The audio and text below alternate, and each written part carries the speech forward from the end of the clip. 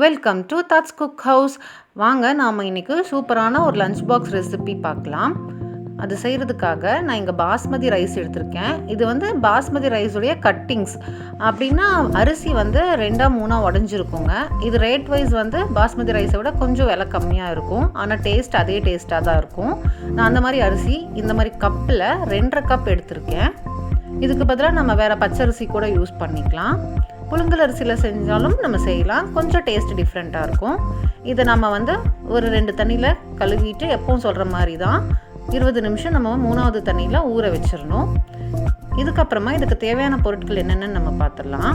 ஒரு பெரிய வெங்காயத்தை நல்லா இந்த மாதிரி நீளமாக ஸ்லைஸ் பண்ணி எடுத்து வச்சுருக்கேங்க. கூடவே கொஞ்சமாக முந்திரி பருப்பு எடுத்து வச்சுருக்கேன். இது ஆப்ஷனல் தான், ஆனால் சேர்த்துனோன்னா நம்மளோட புலாவ் நல்லா டேஸ்ட்டாக இருக்கும். கேப்சிகம் 1 இந்த மாதிரி டைஸ் பண்ணி எடுத்து வச்சுருக்கேன். பீன்ஸும் கேரட்டும் 1 கப் அளவுக்கு நறுக்கி எடுத்து வச்சுருக்கேன். இதுக்கு பதிலாக நம்ம பச்சை பட்டாணி, காலிஃப்ளவர், உருளைக்கிழங்கு இந்த மாதிரி எந்த வெஜிடபிள்ஸ் வீட்டில் அவைலபிளாக இருக்கோ அதையும் நம்ம சேர்த்து செஞ்சுக்கலாம். ஓரளவுக்கு இந்த அளவுக்கு ரேஷியோ பார்த்துக்கோங்க. அரிசிக்கும் காய்கறியும் இந்த அளவு இருந்தால் போதுமானது. இப்போ ஒரு குக்கரில் 3 டேபிள் ஸ்பூன் அளவுக்கு எண்ணெயும் 1 டேபிள் ஸ்பூன் அளவுக்கு நெய்யும் சேர்த்து சூடு பண்ண வச்சாச்சு. எண்ணெய் சூடானதும் 2 பிரியாணி இலை, ஒரு பெரிய துண்டு பட்டை, 3 ஏலக்காய், 5 கிராம்பு இது எல்லாத்தையுமே சேர்த்திடலாம்.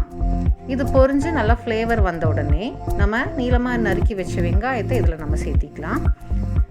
வெங்காயம் நல்லா வதங்கி வரட்டும். வெங்காயம் நல்லா வதங்கினா தான் நம்ம செய்கிற ரைஸில் நல்லா ஒரு டேஸ்ட் இருக்கும்.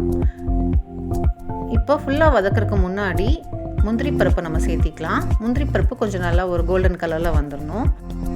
நான் இங்கே 2 இன்ச் அளவுக்கு இஞ்சி, 10 பெரிய பல் பூண்டு, 5 பச்சை மிளகாய் எடுத்திருக்கேன். பச்சை மிளகாய் 1-2 கம்மி கூட பண்ணிக்கலாம்.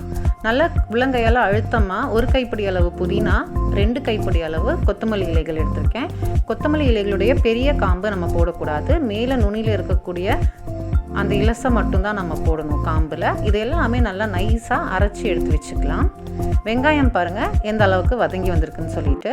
ஓரளவுக்கு எல்லாமே ஈக்குவலாக வதங்கிட்டுருக்கு. இந்த டைமில் நம்ம அரைச்சி வச்சோம் இல்லைங்களா, அந்த பச்சை விழுது இதை சேர்த்திக்கணும்.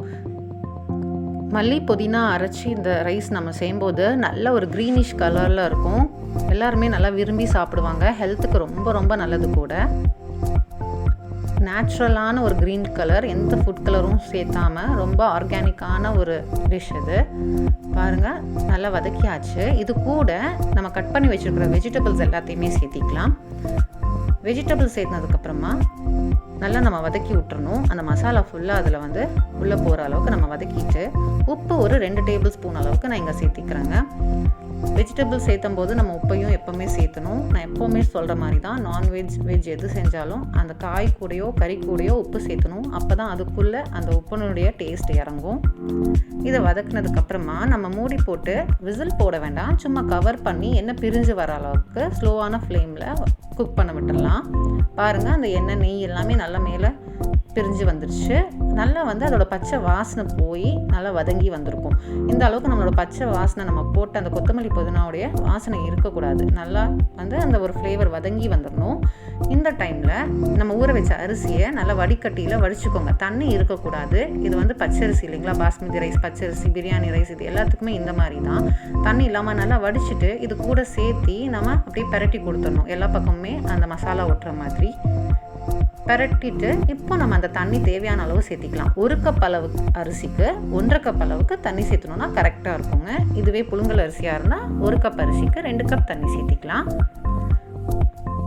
அவ்வளோதான். கடைசியில் 1 டேபிள் ஸ்பூன் அளவுக்கு லெமன் ஜூஸ் சேர்த்துறோம். இந்த லெமன் ஜூஸ் சேர்த்துறதுனால அரிசி வந்து நம்ம சமைச்சு முடிச்சதுக்கப்புறம் அந்த சாதம் வந்து நல்லா உதிரி உதிரியாக நம்மளுக்கு கிடைக்கும். குலையாமல் ஒன்றோட ஒன்று ஒட்டாமல் ரொம்ப நல்லா பர்ஃபெக்டாக கிடைக்கும்.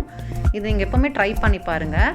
பிரியாணி அரிசி, பாஸ்மதி அரிசியெல்லாம் செய்யும்போது இதை மூடி போட்டு ஹை ப்ரெஷர் வந்ததுக்கப்புறமா விசில் போடுங்க. போட்டு சிம் பண்ணி 7 நிமிஷம் மட்டும் நம்ம குக் பண்ணி ஆஃப் பண்ணிடணும்.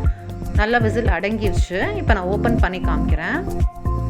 வாவ், சூப்பராக நல்லா வந்து குக் ஆகி வந்திருக்கு. நல்லா ஃப்ளேவர்ஃபுல்லாக இருக்குங்க. ஓப்பன் பண்ணும்போதே அப்படியே காய்கறி மேலே இருக்குது. ஸோ நம்ம அப்படியே லைட்டாக கிளறி கொடுக்கணும். மிக்ஸ் பண்ணி விட்டுடலாம்.